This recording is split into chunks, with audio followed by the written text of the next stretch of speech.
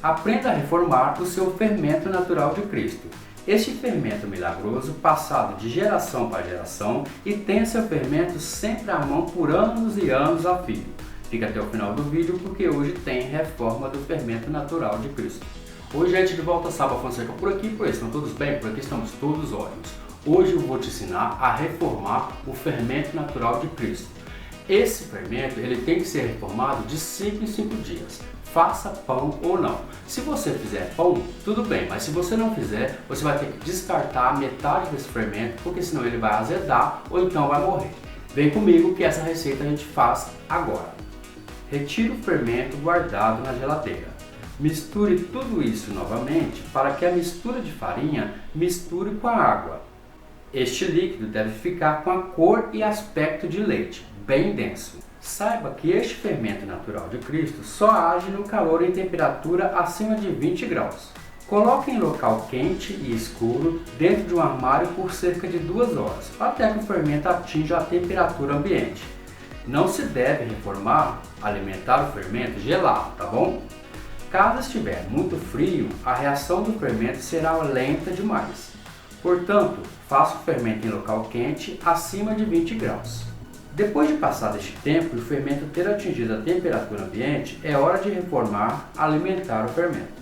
Retire o frasco do armário, misture novamente até que tudo esteja muito bem misturado.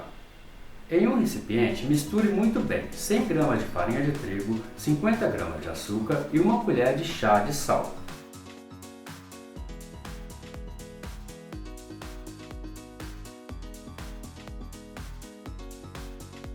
Acrescente agora aos poucos o fermento natural já misturado e em temperatura ambiente.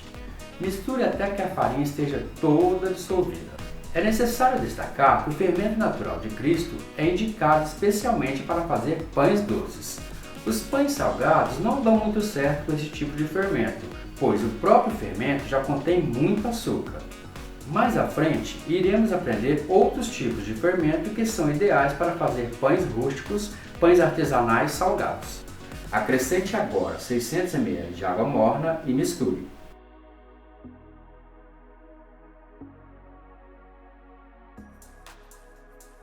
Cubra com um saco plástico e deixe descansar em local quente e escuro dentro de um armário por cerca de 24 horas.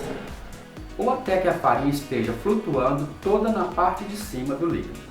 Geralmente a farinha já começa a flutuar em 4 ou 6 horas, mas isso varia de região para região, do tipo de farinha usada e de pessoa para pessoa.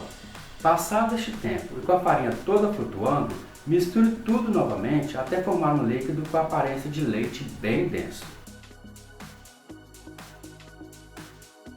Não coloque mais este fermento em garrafa PET tampada e bem lacrada, e nem em potes de vidro tampado e lacrados também, pois o risco de estourar por causa da alta pressão é demais.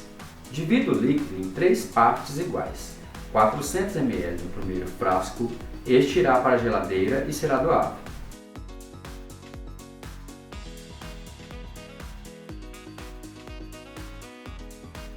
400 ml no segundo frasco, este irá para a geladeira e será a sua isca para fazer outro pão nos próximos dias.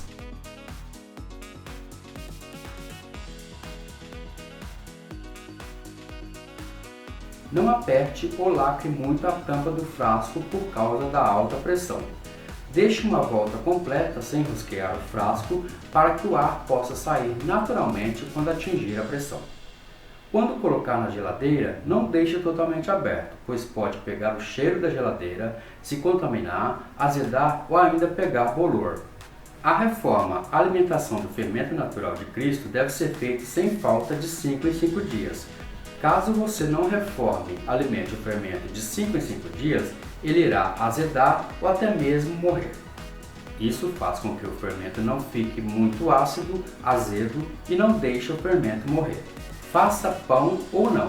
Caso não faça pão, descarte metade do fermento. Os 400 ml de fermento que sobrar no recipiente será usado para fazer os pães a partir de agora. Ou se caso você não quiser ou não tiver tempo para fazer o pão agora, este líquido, fermento, será descartado.